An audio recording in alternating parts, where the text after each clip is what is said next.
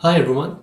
If you're new to the channel Global Health Online and recently followed its conversation on the topic of migration of international doctors from one country to the other, you might have noticed that it's not just a superficial discussion which was dubbed in the past as maybe um, brain drain or something like that. It's much deeper than that. Our programming is based on thorough research and weeks of engaging with experts, their personal experiences, and reaching out to the communities who are related to the topic.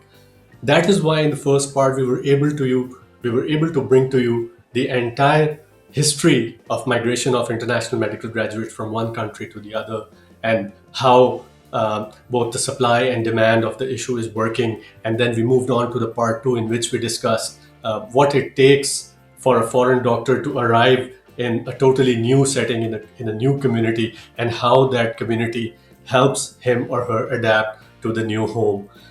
In today's part, we will connect these part one discussions and part two discussions to early preparation of doctors, to enable them or to equip them with skills that help them perform better and serve better abroad. So that is why I started asking our guest, Professor Nikolai Petrovsky, if this cultural adaptation should be something that should begin earlier, maybe at the school level.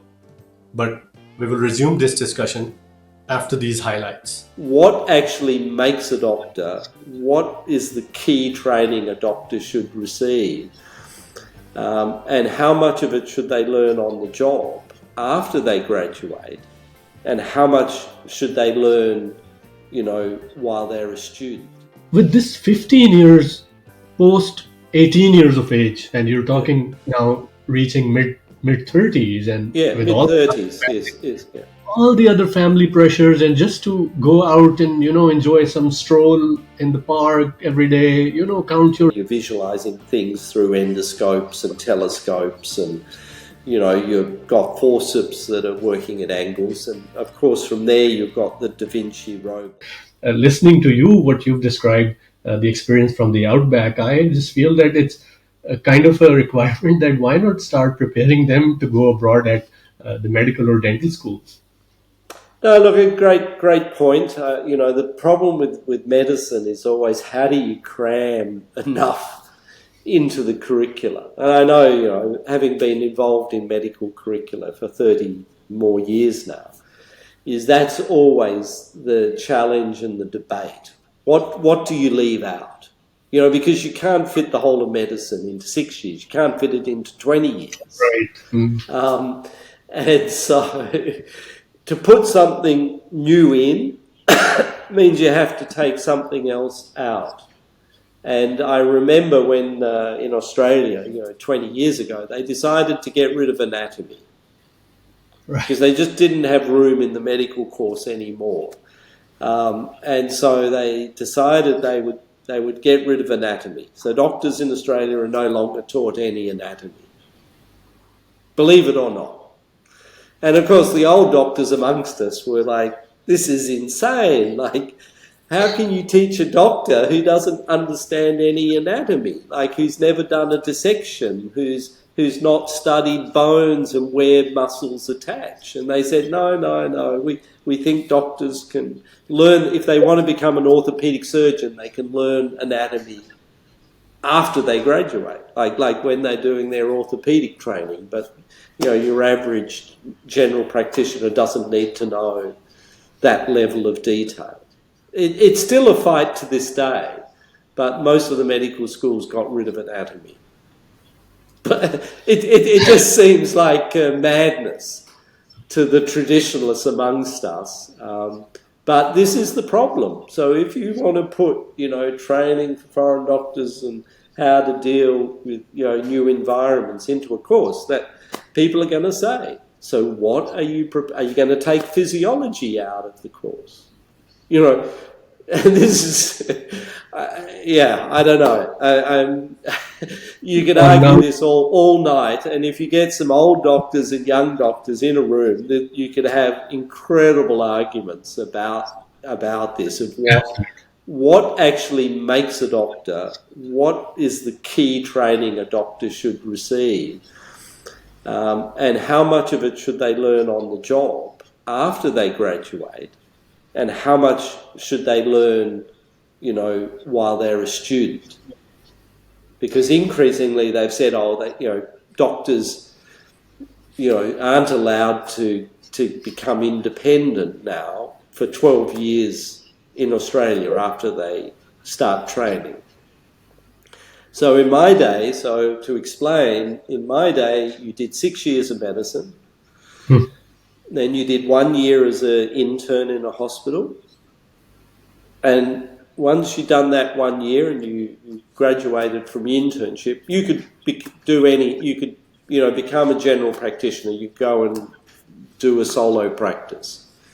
That's no longer the case. Even if you want to become a general practitioner, it's another 5 or 6 years after your internship before you're allowed to work as an independent doctor. Right. If you want to become a specialist, again, it's a minimum 6-7 years after you graduate. So that means that that essentially you're not going to be actually allowed to work as a true independent doctor in Australia for a minimum of 13 years from when you enter medicine. But in many cases, of course, it takes longer than that, 2-3 more years, like especially with a lot of the college training, the specialty training. If you're a woman and you take time off, of course, that extends it. So maybe we're now talking an average of 15 years from the time you enter medicine at 18 or whatever till you're allowed to work as an independent doctor and say go to the outback and, we're talking mid-30s. I'm dumbfounded. It is, and that's what's made this crisis in medical manpower. I'm speechless. No one thought about the impact of these massive decisions they were taking when they brought them in. They didn't even think about it. They just, this is a good idea. Let's just. But going back to what we'd started discussing in our last programs, the technology, staying in with the curriculum and training part, this is so fundamental. And with this 15 years post 18 years of age, and you're talking now reaching mid 30s, and with mid-30s, yes. all the other family pressures, and just to go out and enjoy some stroll in the park every day, count your steps or whatever, that kind of a routine, it's not permissible to it. So can one imagine the AI? Now, the AI is easy to say that to include and take benefit out of it from the curriculum perspective, but the entire infrastructure of the training within medical schools, dental schools, that needs to be updated and upgraded. Is the AI and robotics and simulations a realistic solutions in the near future to resolve some of this, what you're just describing? Well, it's not easy. Not easy. Because, so the time to implement that is in the medical school. So in other words, you're going to have to train doctors to use AI. The time you do that would normally be during medical school. So you need to create courses in how to use AI which means now again you have to get rid of something out of medicine.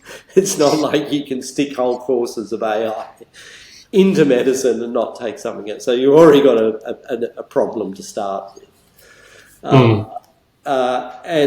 And similarly in the older workforce, I guess AI becomes less critical. Like once you've been working for 20 or 30 years, there isn't a lot AI can teach you or simplify things because you're already, pattern recognizing. It's not like each, new diabetic patient I see, I need to think A, B, C, D. Like it's boom, boom. I know what's happening here. This is what needs to be done, which is AI would similarly do very efficiently. But I'm also then now at the similar efficiency as the AI. So it's in the younger doctors, I think, where AI can actually, do better than they can potentially, or help them enormously in areas that they're weak. Hmm. Because that's the beauty of AI, is essentially it's pattern recognition. What takes us 15 or 20 years, eventually we recognise the patterns, we can perform equally as fast, if not faster than AI.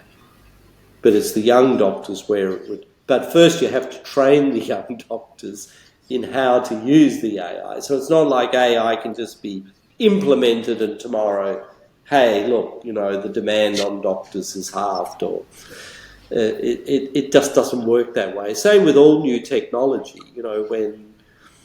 When they brought out cardiac stents, I mean, all the cardiologists had to be trained in how to put in stents, and so probably the efficiency of the cardiac service went down initially because there's so much of a training element, and initially people are slow at using a new technology, and then as they get older and they do more procedures, they speed up.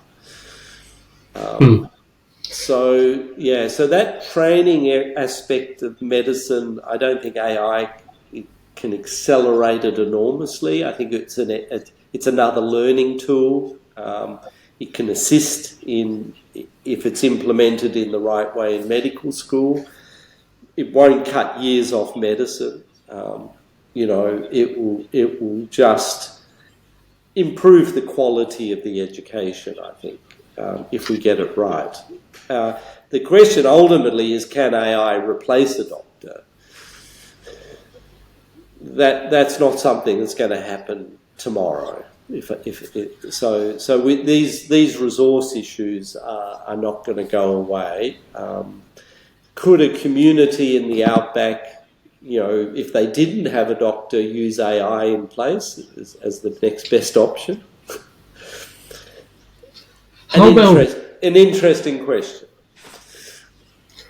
How about the surgical curriculum giving way or accommodating the robotic surgeries? Well, I think that's essential, and it surgery has. I mean, you look at now most operations are endoscopic, so everything's done through keyhole, which only just started, in the 80s when I was training, but now it's just routine, and there's almost no operation that can't be done, through keyhole surgery.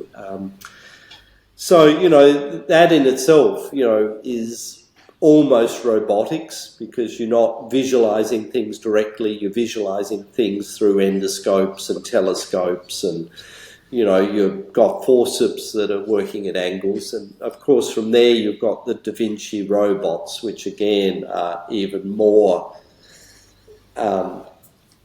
So I think the surgery's already moved and rapidly adopting robotics, because it isn't that different to endoscopic work. It's just one step from that. So I think that, yes, I think surgery it's not fighting robotics. I think it's just cost now. Like, not every hospital wants to outlay millions of dollars for a Da Vinci robot, but certainly the big centres, I think now all have them, and I think over time the cost should come down, and I expect those robotics to be increasingly used for more and more operations. Well, I hope you enjoyed this discussion, unique discussion. You won't find it anywhere in the books. In the upcoming part, which would happen to be the last of the series, we go in depth to discuss the curriculum, the training needs, and how our ongoing training in med schools are aligned or not so aligned with the community aspirations, and what to look out for the future. Stay tuned.